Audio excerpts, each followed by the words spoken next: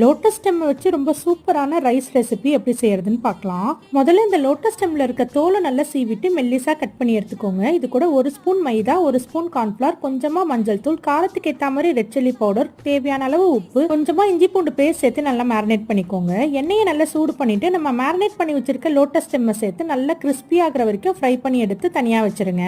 அடுத்து கடாயில 3 ஸ்பூன் எண்ணெய் சேர்த்து நல்லா சூடானதும் பொடியா சாப் பண்ணி வச்சிருக்க ஒரு வெங்காயம், 4 பல்லு பூண்டு சேர்த்து நல்லா வதக்கிக்கோங்க. வெங்காயம் நல்லா வதங்கி வந்ததும் பொடியா சாப் பண்ணி வச்சிருக்க கேப்சிகம், உள்ள பல்ப் இல்லாம கட் பண்ணி வச்சிருக்க தக்காளி சேர்த்து நல்லா வதக்கிக்கோங்க.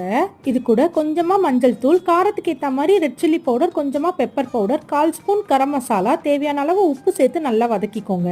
இதை ஒரு 2 நிமிஷம் நல்லா வதக்கிட்டு ஃப்ரை பண்ணி வச்சிருக்க லோட்டஸ் ஸ்டெம், உதிரியா வடிச்சு வச்சிருக்க பாஸ்மதி ரைஸ் சேர்த்து நல்லா கலந்து விட்டுக்கோங்க.